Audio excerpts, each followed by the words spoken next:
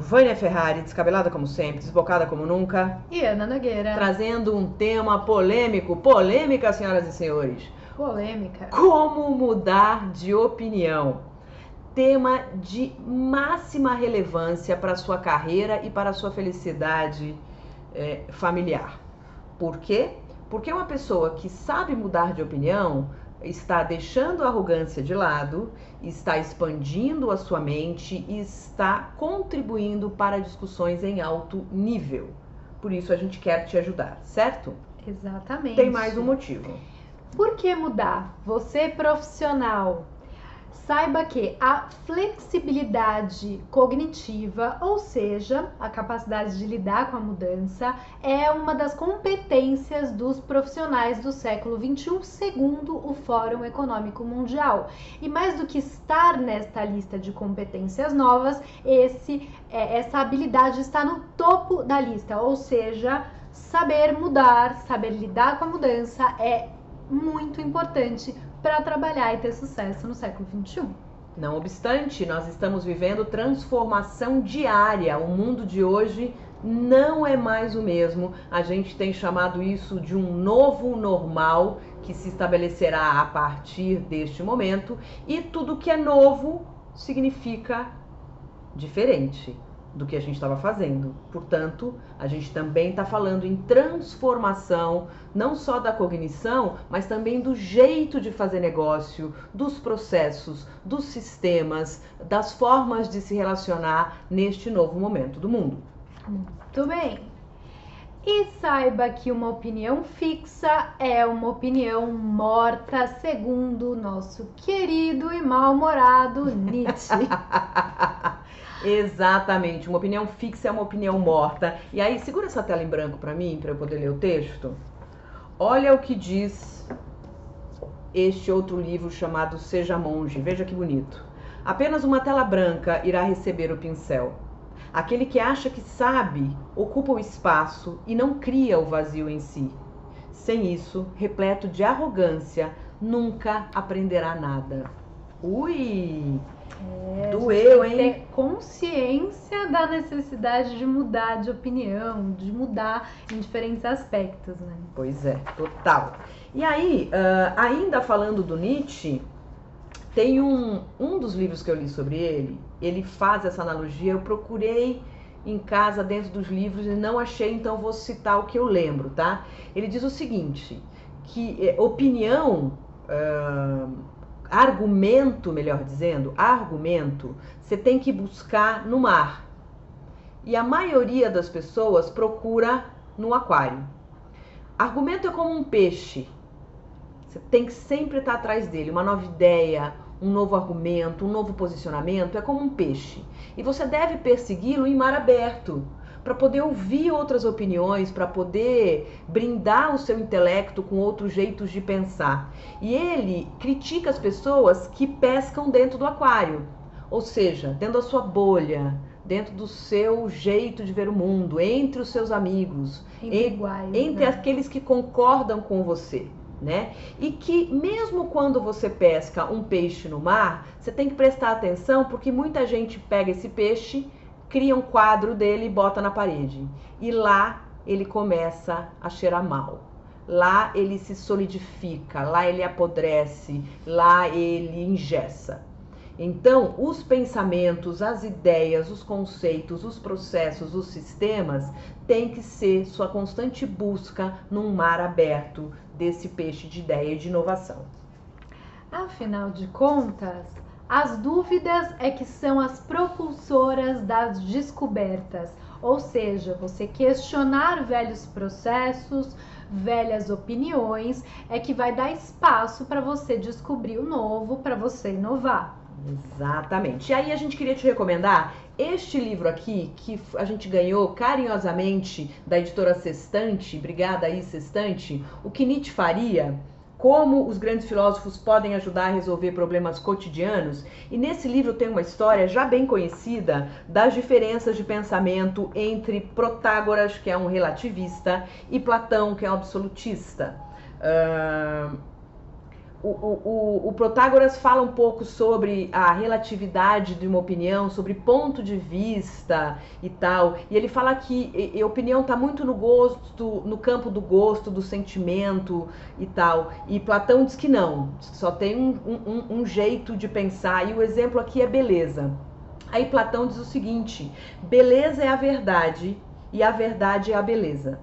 Aí o Aristóteles, que era discípulo do Platão, olha que bonito, apesar de ser discípulo dele, de respeitá-lo, ele não concordava com esse aspecto do pensamento de Platão. Então Aristóteles dizia, não existe a beleza em si só, como Platão diz, existe o reconhecimento daquilo que é belo. E aí ambos vão para o campo onde eles concordam, e eles dizem o seguinte: sim, nós concordamos que há critérios acerca da beleza. A gente pegou esse exemplo para dizer o seguinte: a gente não precisa concordar com o outro o tempo inteiro, mas a gente precisa caminhar na discussão. E caminhar na discussão requererá esses pontos que a Ana vai falar. Requererá a criação de bons argumentos e a escuta deles também. Afinal de contas, argumento é prova, evidência. Você pode criar bons argumentos se a sua ideia realmente fizer sentido, se ela estiver embasada. Se você não tiver bons argumentos, talvez signifique que essa é uma ideia a ser abandonada, é uma ideia frágil, é baseada simplesmente na sua percepção ou numa opinião.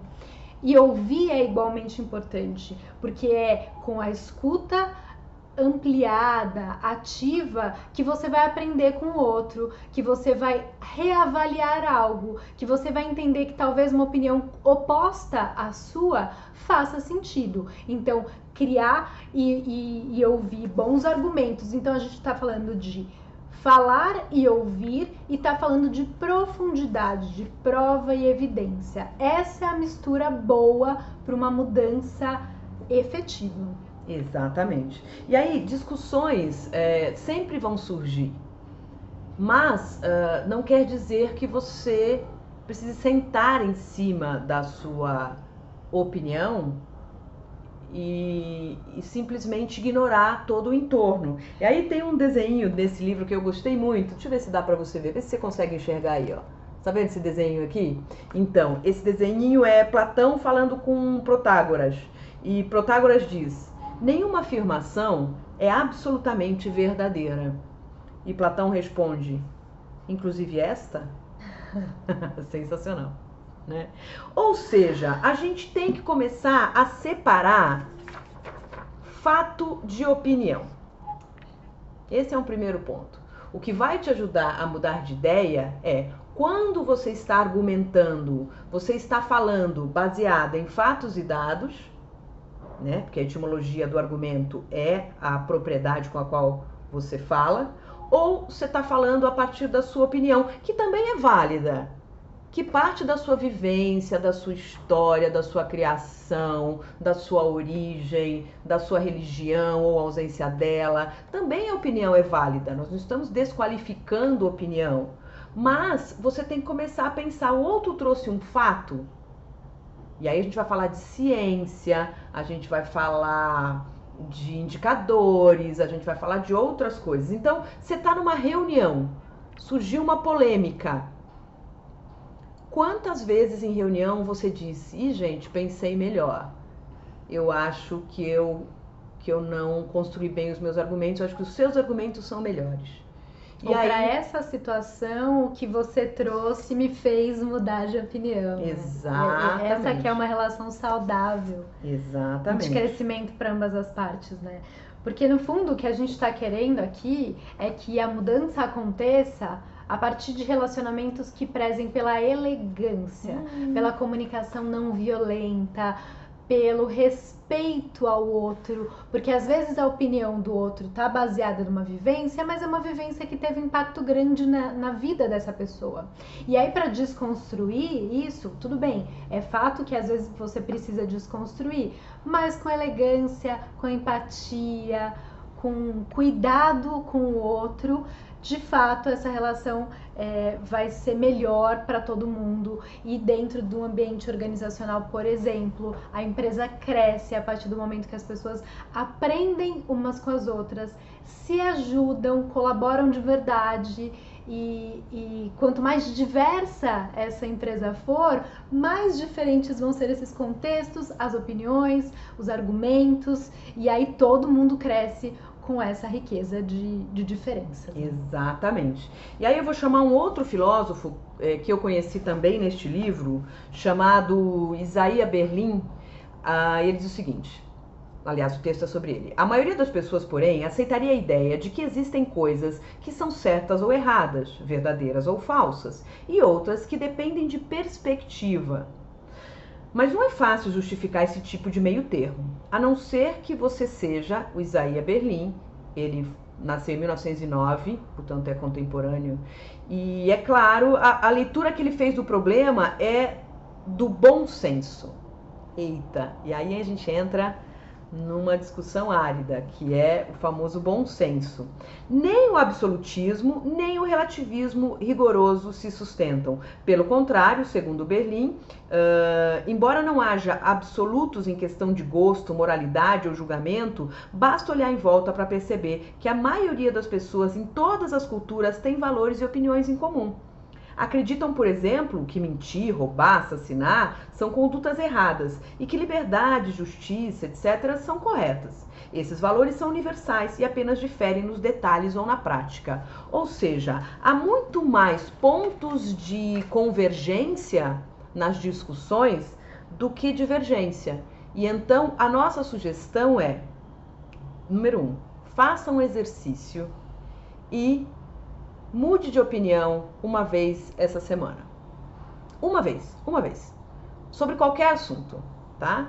Faça o exercício de mudar de opinião. Tão importante quanto isto, naquelas situações em que você não conseguir mudar de opinião, procure a convergência. Em quais pontos você e o seu interlocutor concordam e partam da convergência, né? E tudo isso com a elegância, e aí eu tenho uma mestra da elegância do meu lado, com a elegância na discussão, com o alto nível da discussão, né? É isso. E aí, aí as coisas acontecem. É muito mais gostoso a gente se cercar de pessoas que reforçam o que a gente já tem como verdade, né? Quentinho e confortável. Agora, a gente cresce mais como pessoa, como profissional, quando a gente tem um embate elegante, ou quando a gente se depara com uma opinião contrária à nossa, quando a gente aprende algo novo, quando a gente tem consciência de que ignorava algo, ou que não sabia algo, e essa pessoa traz essa bagagem e com ela a gente aprende, né? Pois é. Então, a gente só vai construir esse novo normal com o difícil, né? E o pensar diferente é um exercício bastante difícil. O convite é para expansão da mente. Já dizia Einstein, uma mente que se expande nunca mais volta ao tamanho normal. Portanto, é esse o trabalho do repensar, né? Olha que legal a gente poder dar um passo para trás e voltar renovado para uma discussão, né? Outra coisa, as discussões não precisam ser exaustivas. Você não precisa discutir numa reunião ou num feedback até você fazer o outro concordar com você e vice-versa. E nem é um jogo, né? Onde você vai argumentando até ganhar, porque não tem essa, né? Ninguém ganha ou perde. O aprendizado é mútuo. O aprendizado é mútuo. Pode parar a discussão e falar, deixa eu pensar mais sobre isso. Deixa eu refletir uma segunda vez sobre esse ponto. Podemos voltar a conversar amanhã sobre isso? Ou mais tarde? E aí a discussão não se encerra ali, porque não tem motivo muitas vezes para se encerrar ali, né? De verdade, a gente está muito preocupada com as polarizações, com as discussões que terminam de formas trágicas, com os feedbacks que geram angústia nas pessoas, enfim. E a gente quer que nesse novo normal as pessoas voltem para a empresa sabendo que tudo pode acontecer, que a vida mesmo é surpreendente e talvez a beleza da vida esteja aí e que, portanto, há coisas que você não previu, que você não conhece ou que você ignora. E essa ignorância, ato ou efeito de ignorar, pode ser saudável para você aprender uma coisa nova, para você agregar pessoas no seu relacionamento, para você ser mais feliz em casa, no trabalho, com os amigos e assim por diante. Exatamente. Conta pra gente uma situação onde você teve que mudar bastante, onde você mudou de opinião. Algo recente, algo antigo? Conta pra gente aqui nos comentários. E não se esquece de se inscrever no canal e ativar a notificação para sempre receber os alertas de novos vídeos.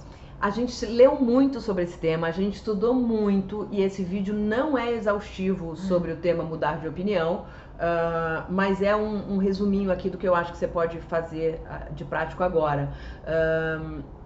Tem dúvidas sobre o tema?